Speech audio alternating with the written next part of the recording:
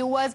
Remember, there is politics which is already happening over the fuel price hike. The government, this is the Union Minister Rijiju who is reacting. This is the first statement coming in from the side of the centre. This is centre's first reaction. Union Minister Kiren Rijiju reacting to the decision, saying India's limited the increase to about 3%. Oil companies have been absorbing huge losses, and that India has been shielding its citizens for the longest time. That is the update coming in. Amita continues to be live with us. Amita, you had earlier taken us through the opposition's attacks, Rahul Gandhi to be very specific. Now there is a counter coming, the first reaction from the side of the centre. Take us through what Union Minister Kiren Rijiju has had to say. Absolutely, because this is government's first response, Meenakshi, and coming at a time over 75 days into the conflict, India relatively continues to remain in a stable position. So comparison that has been drawn to other economies and even global developed countries as well, where there has been steep price hike. Here is what Kiren Rijiju, the Union Minister, says, that as the world battled rising fuel costs after the West Asia conflict, India stood apart. While several countries witnessed petrol and diesel hike ranging from 20 to nearly 100%, India has limited the increase to just around 3.2% for petrol and 3.4% for diesel. Now, even as Brent crude prices has crossed $100 barrel per mark and the global markets have turned volatile, India's public sector oil companies absorbed huge losses for weeks to protect the citizens from inflation and economic pressure. This is governance with responsibility, and this is leadership that puts people first. So this is the comparison, Meenakshi, that has now been drawn, especially when it comes to petrol and diesel, and now significant amount of hike that has now been taken up by when it comes to the countries like UAE, United States, Sri Lanka, Nepal, South Korea, South Africa. We're looking at Thailand, Belgium, China, France, UK, South Korea, Australia, all of that. So not just when it comes to nations like India, but we are looking at developed countries as well who've taken the hit. Absolutely, and that obviously is the big update coming in. Pragya continues to be live with us. Pragya, we had earlier broken obviously some source-based information which had come in as to what is, the centre's explanation why the prices had to be increased. The government obviously has been highlighting how it was inevitable and how, the shock for India is much lesser when we compare to what has been happening worldwide. Take us through the reactions coming in from the side of the BJP and the centre.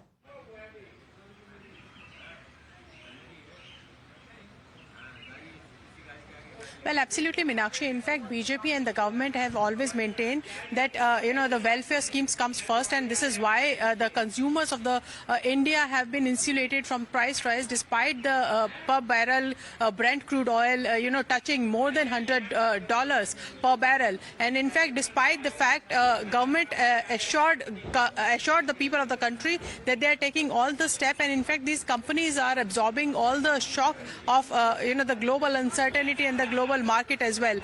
Despite having said that, there are impending increase in the petrol and diesel prices, and this is exactly what Petroleum Minister had hinted 2-3 days back recently, when he said that we want to know how far and how much can these companies bear these losses.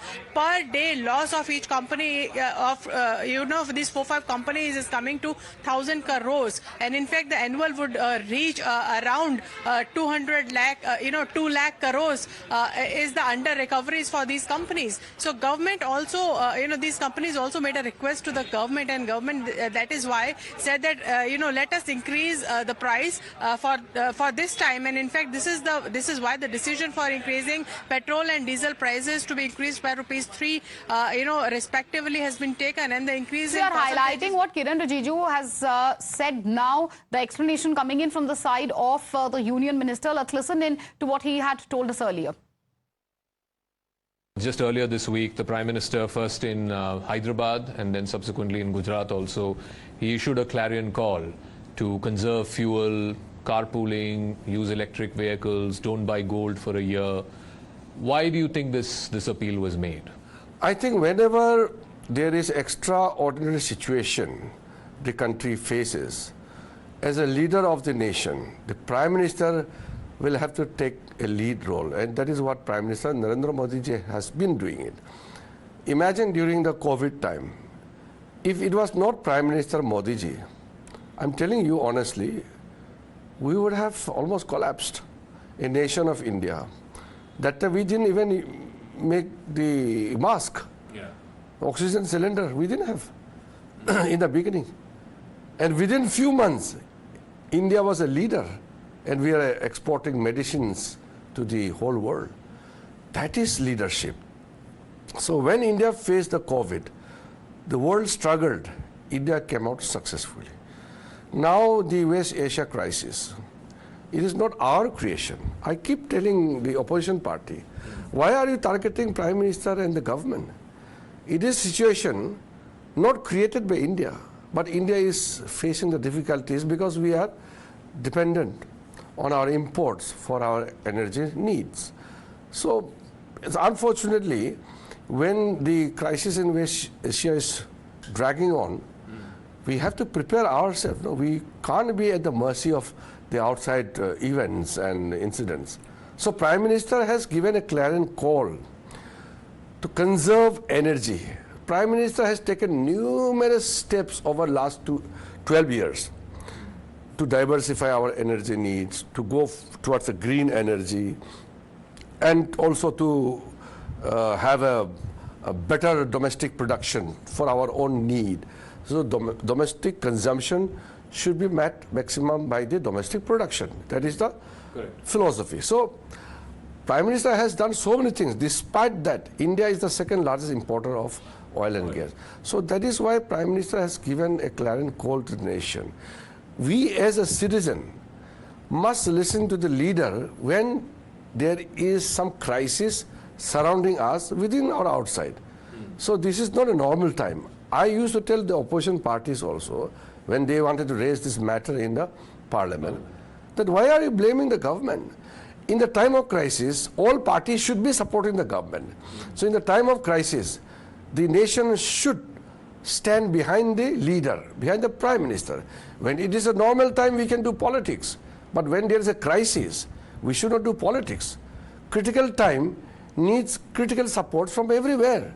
So in this kind of crisis, I wish the opposition parties should stand behind the nation, behind the Prime Minister. So, the opposition, though, is saying that why is the Prime Minister, why is the government issuing this call now? Because for 2 months, the war has been going on for the last 2 months. There was election campaigning, there was road shows, air shows, all kinds of amount of fuel was spent. Why wake up suddenly after 2.5 months? Things have to be done step by step. No? If the war had stopped in 1 week time or 10 days, things would have been normal by now. But it is going on. The blockade is there in the Strait of Hormuz. The things are dragging on. One need not be too, naive to behave like something is oblivion about the situation. Everybody knows what is going on in the West Asia. So when it is dragging on, it will take a toll on the economy. So if we are dependent on the imports for our energy need, is it not a rational decision to consume less? No, but their argument, the opposition's argument is you should have done this when the war began. That's what I'm saying. No? Who would know that how long the war will go on? There are certain things which everybody should have a common sense to understand. All right, that has been the government's reaction on politics over the fuel price hike increasing. We'll keep an eye on this big story. As of now, slipping into a short commercial break.